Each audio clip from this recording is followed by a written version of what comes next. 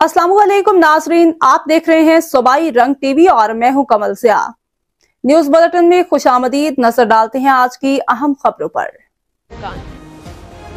सालाना 15 करोड़ मुनाफा कमाने वाली कंपनियां बदस्तूर सुपर टैक्स से मुस्तस्ना रहेंगी। ज़राए के मुताबिक सालाना 20 करोड़ तक मुनाफा कमाने वाली कंपनियों का सुपर टैक्स 1% से कम होकर 0.5% हो सकता है।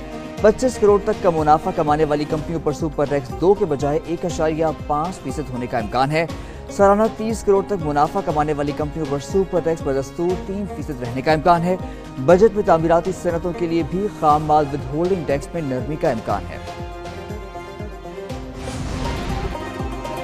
स्पीकर एयाज सादिक ने बजट 2025 और 26 के लिए कौमी असम्बली के शेड्यूल की मंजूरी दे दी। स्पीकर के मुताबिक 11 और 12 जून को कौमी असम्बली का इजलास नहीं होगा। 13 जून को विफाकी बजट पर असम्बली में बहस का आगाज होगा। पार्लियामानी जमातों को बहस के लिए वक्त दिया जाएगा।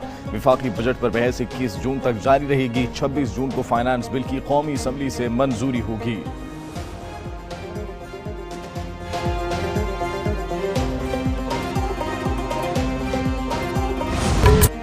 ईद कुर्बान का तीसरा रोज, जानवरों की कुर्बानी का सिलसिला जारी। अवाम का ईद का आखिरी रोज भी भरपूर गुजारने का प्लान।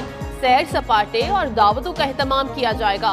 मेहमानों की लजीज और चटपटे खानों से तवाज़ो की जाएगी। ईद के तीसरे रोज बच्चों के प्लान भी फाइनल। किसी का चिड़ियाघर तो किसी का पार्क जाने का प्रोग्राम।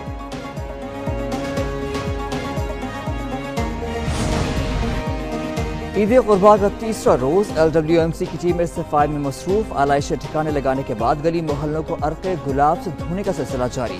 ईद के दूसरे रोज लाहौर डिवीजन से 23,000 टन से ज्यादा आलाइशें ठिकाने लगाई गईं। आलाइशें ठिकाने लगाने के लिए 254 आरसी कलेक्शन पॉइंट्स और 34 डंपिंग साइट्स फाल हैं। नहर में आलाइशें फेंकने वाले 20 लोगों के खिलाफ मुकदमा दर्ज किए गए।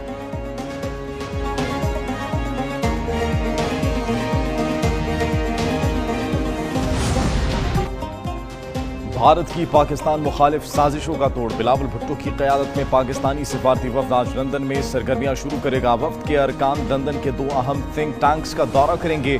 Bilawal Bhutto institute of strategic studies और चैथम हाउस में खिताब करेंगे। मंगल को पाकिस्तानी वफ़द की बरतानवी हुकाम से मुलाकातें होंगी। बिलावल भुट्टो मीडिया हाउसेस को इंटरव्यूज देंगे। वफ़द के अरकान भारतीय प्रोपेगेंडे के जवाब में मौक़िफ़ पेश करेंगे। दौरे लंदन के बाद वफ़द बुध की शाम ब्रसेल्स रवाना होगा।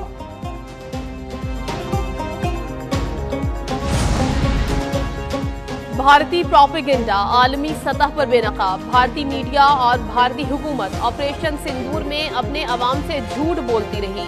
वॉशिंगटन पोस्ट का तहलका खेज इंकशाफ। रिपोर्ट के मुताबिक भारतीय मीडिया ने बीजेपी हुकूमत के इशारे पर झूठी जंगी खबरें फैलाई।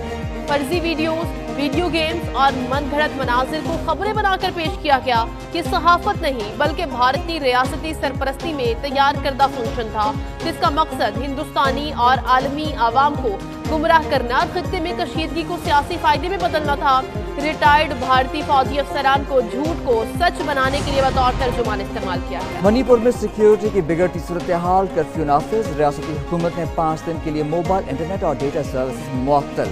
मुजाहिरीन और सिक्योरिटी एहलकारों के दरमियान झड़पें। एक बस को आग लगा दी गई। मुजाहिरीन ने टायर जलाकर रास्ते रोक दिए।